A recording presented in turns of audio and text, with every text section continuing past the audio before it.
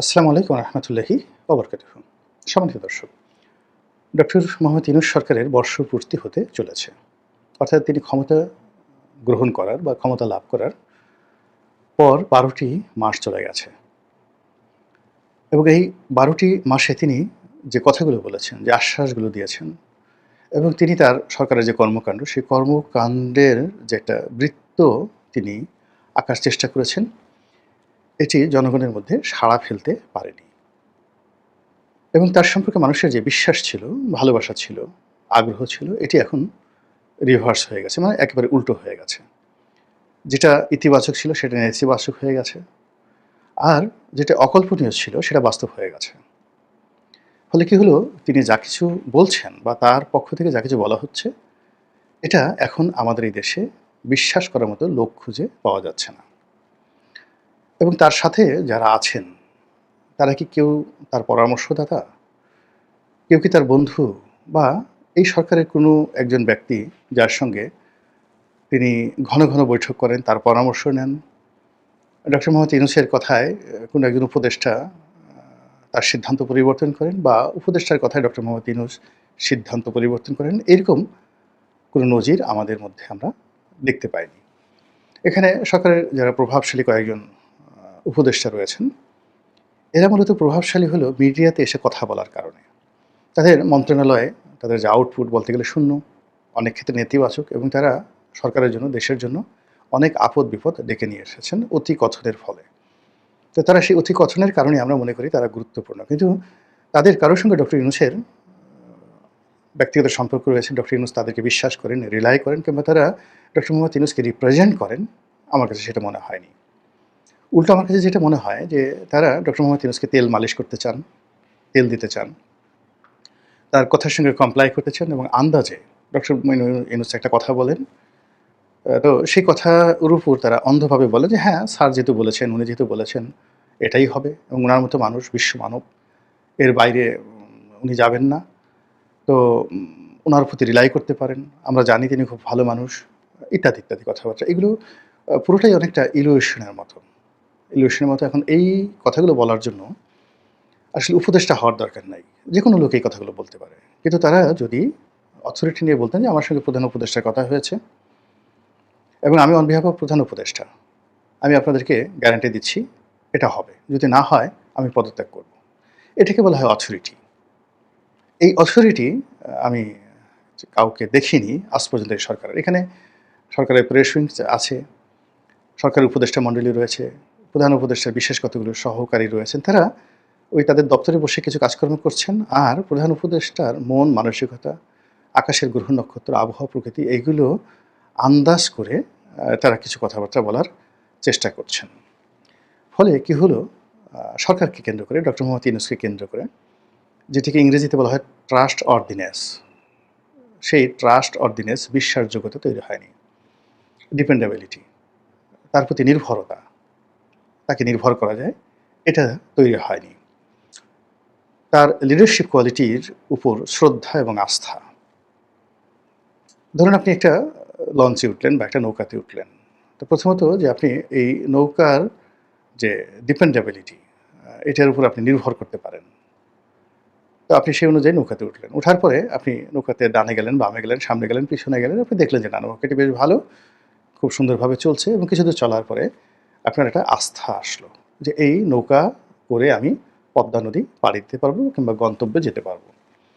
তো এখন আমি যেটা প্রথমে বললাম যে ট্রাস্ট অর্ডিনেন্স, প্রথম হলো নৌকাটা দেখে আমার বিশ্বাস হতে হবে যে এটাতে চলা যাবে। দ্বিতীয়ত হলো যে ডিপেন্ডেবিলিটি, যে এটার উপর এটা আমার ভর নিতে পারবে।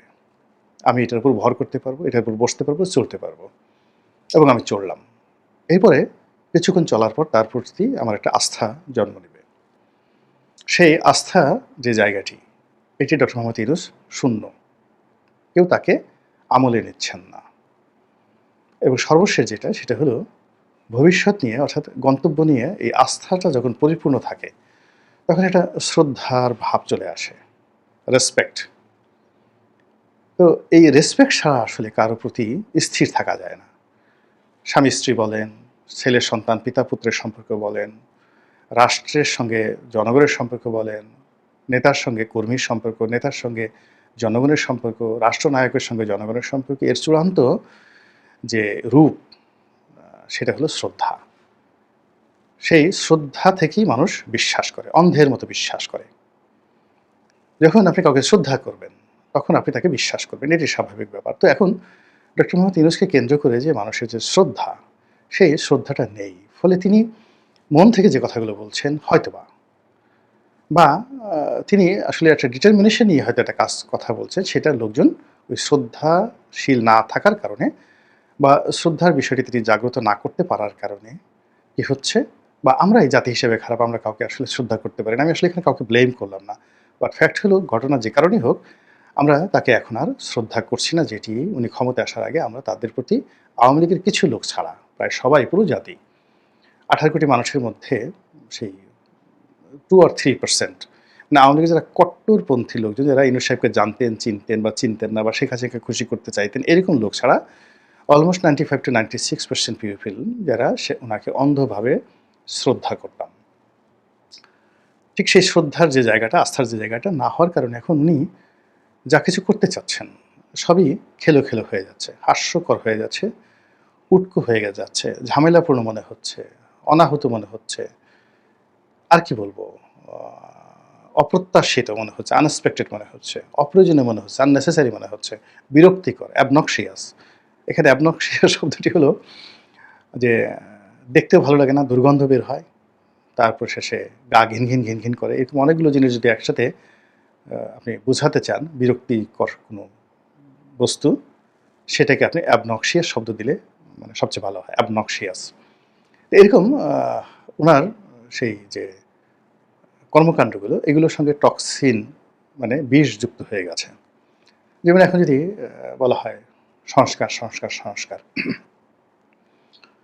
তারপর এখন যদি বলা হয় reset button reset button reset button, এখন যদি বলা হয় যে নতুন বন্দোবস্ত নতুন বন্দোবস্ত নতুন বন্দোবস্ত, মানে উনি যে কথাগুলো বলেছেন বিভিন্ন সময় বা বলার চেষ্টা করেন, এখন যদি বলা হয় সংস্কার কমিশন সংস্কার কমিশন, এখন যদি বলা হয় সংস্কার কমিশনের কর্তা ব্যক্তিরা অমুক তমুক জমুক, এখন যদি বলা হয় অমুক উপদেষ্টা তমুক উপদেষ্টা, এখন যদি বলা হয় সমন্বয়ক, তো এই কথাগুলো শুনলে মানুষের এখন ভীষণ রকম বিরক্তি হয়। আগে যেমন ছাত্রলীগ নিয়ে মানুষের একটা অ্যালার্জি ছিল, এরকম ছাত্রলীগের সাথে ১০০ গুণ অ্যালার্জি নিয়ে অন্তত ১০০টি শব্দ ১০০টি শব্দ গত ১ বছর আমাদের দেহ মনে বিষক্রিয়া তৈরি করছে। ফলে আমরা সরকারের যে গন্তব্য, সরকারের যে কর্মকাণ্ড, এটার উপর বিশ্বাস এবং আস্থা রাখতে পারছি না। সরকার নির্বাচন আদৌ দিতে পারবে কি পারবে না, দেবে কি দেবে না, দেওয়া উচিত কি উচিত না, হবে কি হবে না, এই সমস্ত বিষয় নিয়ে বিচার বিশ্লেষণ না করে আমরা ঢালাওভাবে বলছি যে ও লোক ক্ষমতার স্বাদ পেয়ে গেছে, ও কি আর যাবে, ও ক্ষমতায় বসে বসে যেভাবে পা ঝুলাচ্ছে, এটা নিচ্ছে ওটা নিচ্ছে, ও থাকবেই। ক্ষমতাকে কেউ কি আর ছাড়ে? যে একবার লঙ্কায় যায় সে রাবণ হবেই। আমরা খুব অভিজ্ঞ এবং যাকে বলা হয় বিজ্ঞ মানুষের মতো একেবারে গ্রামের মানে যারা চা বিক্রি করেন, চা দোকানদার কিংবা রিক্সা চালক, আপনি দেখেন অনেকগুলো সামাজিক মাধ্যমে প্রান্তিক মানুষের সাক্ষাৎকার প্রকাশিত হচ্ছে, এবং সেখানে তারা যেভাবে ডক্টর মোহাম্মদ ইউনূসের শাসনকে মূল্যায়ন করছেন এবং যেভাবে বলছেন, অবাক করা ঘটনা যে আমরা অনেক সময় অত সুন্দরভাবে এই কথাগুলো বলতে পারবো না। তো আমাদের এই দেশের মানুষের বোধ অনেক বেশি, বুদ্ধি অনেক বেশি, এবং সেখান থেকে তারা ওইভাবে বলছেন না না না এটা হবে না, সে কি আর এই ক্ষমতা ছাড়বে, বরং জীবনের শেষ দিন পর্যন্ত সে জানে এই জাতি প্রতিহিংসাপরায়ণ, আমি ক্ষমতার গদি ছাড়ছে আমার আর ছাড়বে না। ফরিদপুরের আঞ্চলিক ভাষায় বললাম, ছাড়বে না। আমি ক্ষমতা যদি ছেড়ে দিই আমাকে ছাড়বে না, আমাকে যেভাবে ইচ্ছে সেভাবে ধরবে না, তারপর সে মারবে না, জেলে ঢুকাবে না, তারপরে আরও কিছু করবে না। দরকারটা কি, আমি যতদিন আছি শেষ মুহূর্ত পর্যন্ত থাকবো, তোমরা যা পারো করো, দেখি কি করতে পারো। তো এরকম আমরা নিজেরা এরকম শব্দগুলো বানিয়ে এই ভদ্রলোকের উপর আমরা, ডক্টর মোহাম্মদ ইউনূসের উপর আমরা আরোপ করে তার প্রতি অবিশ্বাস করছি, তাকে অনাস্থায় নিয়ে ফেলেছি, এবং তার সমস্ত কর্মকাণ্ডের মধ্যে আমরা টক্সিন খুঁজে পাচ্ছি। তো এরকম একটি অবস্থাতে যা হয় সেটা হলো ভবিষ্যৎ নিয়ে একটা শঙ্কা তৈরি হয়। কাজেই এই সরকার নির্বাচন কবে হবে, নির্বাচন যে ফেব্রুয়ারি মাসে হবে, বা এই যে আমি এখন ভিডিওটা যখন করছি তখন খুব মানে যাকে বলা মশহুর যে এই ৪-৫ দিনের মধ্যে বা ২-১ দিনের মধ্যে ডক্টর মোহাম্মদ ইউনূস ঘোষণা দিবেন কবে নির্বাচন হবে, একজাক্টলি তারিখ দিয়ে দেবেন। হয়তো দেবেন বা দেবেন না আমি জানি না, কিন্তু আমাদের বিশ্বাস হচ্ছে না। এই যেমন একটা শুল্ক, আমেরিকার একটা শুল্ক, যেটা শেষ পর্যন্ত বাংলাদেশের ফেব্রুয়ারি আসলো। ট্রাম্প সরকার যে বাংলাদেশের ব্যাপারে সিদ্ধান্ত নিলেন, শুল্কটা কমিয়ে এনেছেন 15%, কিন্তু এনেছেন বটে, আমরা কিন্তু বিশ্বাস করিনি। এবং এখনো পর্যন্ত আমরা নেতিবাচক কথা বলে যাচ্ছি। কি নেতিবাচক কথা বলে যাচ্ছি? সেটি হলো ওই যে কমিয়েছে, 15% কমিয়েছে। তো 15% শুল্ক কমিয়েছে। কিন্তু এই বিমান বিক্রি করার জন্য 25টি বোয়িং কেনার জন্য বাংলাদেশকে বাধ্য করেছে। তারপরে বিনামূল্যে যে গম দিত, সেই গমগুলো এখন সেখান থেকে কেনার জন্য বাংলাদেশকে বাধ্য করেছে। বেশি দাম দিয়ে তুলা কেনার জন্য আমাদেরকে বাধ্য করেছে। আরও গোপনে, গোপনে কত কিছু করেছে কে জানে? হয়তো সেন্ট মার্টিন নিয়ে বাংলাদেশে আমেরিকান সৈন্য পাঠানোর জন্য কী বলেছে, গোপন চুক্তি করেছে। এই জিনিসগুলো আসে মূলত আস্থাহীনতা থেকে, অবিশ্বাস থেকে। তো সেটা এখন তৈরি হয়ে গেছে। এবং এই কারণে কি হলো, আমরা ভয় পাচ্ছি। কিসের ভয় পাচ্ছি? রাজনৈতিক দলগুলো, প্রায় শীর্ষ রাজনৈতিক দল এবং অনেক জায়গায় শীর্ষ নেতৃবৃন্দ রয়েছেন, যারা একসময় ডক্টর মোহাম্মদ ইউনূসের উপর নির্ভর করতেন। যেমন মির্জা ফখরুল সাহেবের মতো একজন ভদ্রলোক মানুষ, মাহমুদুর রহমান মান্না, যিনি ডক্টর মোহাম্মদ ইউনূসের সরাসরি ছাত্র, চট্টগ্রাম বিশ্ববিদ্যালয়ে সরাসরি তার ছাত্র, ডাইরেক্ট স্টুডেন্ট। তো ওনারা শেষক্ষণ পর্যন্ত কিন্তু ওনার প্রতি বিশ্বাস রেখেছেন, আস্থা রেখেছেন, ভদ্রতা বজায় রেখেছেন এবং গুনে, গুনে যেটা না বললেই না সে কথাগুলো বলেছেন। কিন্তু ইদানিং তারা বলছেন যে না, হবে না। তারা বলছে ১-১-১১-র গন্ধ পাচ্ছে, আরেকটা ১-১১ হতে পারে এবং সেরকম লক্ষণ দেখা যাচ্ছে। যে মানুষগুলো ক্ষমতা নেবে বলে কখনই মনে হয়নি, এখন মনে হচ্ছে তারা ক্ষমতালোভী, তারা ক্ষমতায় থেকে যেতে চাচ্ছে বা আগামীতে তারা ক্ষমতা নিতে চাচ্ছে। দেশে একটা নতুন ১-১১ পদধ্বনি শোনা যাচ্ছে এবং নানা রকম স্পেকুলেশন আমাদেরকে আবিষ্ট করে রেখেছে। আমাদেরকে ভয় দেখাচ্ছে, আমাদেরকে আতঙ্কগ্রস্ত করে ফেলেছে। অনেকগুলো যাকে বলা হয় আতঙ্ক উল্কাপিণ্ডের মতো ধেয়ে আসছে এবং এর ফলে কি হচ্ছে, নির্বাচন নিয়ে, গণতন্ত্র নিয়ে আমাদের যে বিশ্বাস, সেই বিশ্বাসটা ধ্বংস হয়ে যাচ্ছে। আর ১-১১-র মতো বীভৎস, ১-১১-র মতো একটি মানে যাকে বলা হয় আতঙ্কের শাসন, একটি সামরিক শাসন, একটি সেমি সামরিক শাসন, একটি জরুরি অবস্থা ইত্যাদি অতীতে বহুবার হয়েছে আমাদের দেশে। ফলে আমরা ওই আতঙ্কগুলো আবার অনুভব করছি। ভবিষ্যৎ কী হবে একমাত্র আল্লাহ ভালো জানেন। মহান আল্লাহর নিকট প্রার্থনা, তিনি এই অভাগা দেশ এবং জাতিটিকে রক্ষা করুন। তার অলৌকিক ক্ষমতা দ্বারা এবং আমাদের মধ্য থেকে নেতা তৈরি করে দিন, যেই নেতা বিভিন্ন সময় তিনি বিভিন্ন জাতিগোষ্ঠীকে দান করেছেন এবং সেই নেতার মাধ্যমে সেই জাতিগোষ্ঠী অনাদিকাল থেকে শুরু করে একেবারে সেই কিয়ামত পর্যন্ত এই পৃথিবীর বুকে সম্মানিত জাতিগোষ্ঠী হিসেবে চিহ্নিত হবেন। আরব বলতে আমরা যেভাবে খালিদ বিন ওয়ালিদ বুঝি, আরব বলতে আমরা হযরত ওমর বুঝি, আমরা মুসলিম ডাইনেস্টি বলতে যেভাবে খলিফা হারুন আর রশিদ আল মামুনকে বুঝি, মুঘলদেরকে বলতে আমরা যেমন আকবরকে বুঝি, তদ্রূপ বাঙালি বলতে, বাঙালির শাসকদেরকে বলতে আমরা যেন আমাদের মধ্যে নেতা খুঁজে পাই। এরকম কিছু নেতা আগামী দিনে আল্লাহ রাব্বুল আলামিন যেন আমাদের দান করেন, এই প্রার্থনা করে আপনাদের কাছ থেকে বিদায় নিচ্ছি। আসসালামু আলাইকুম ওয়া রাহমাতুল্লাহি ওয়া বারাকাতুহু।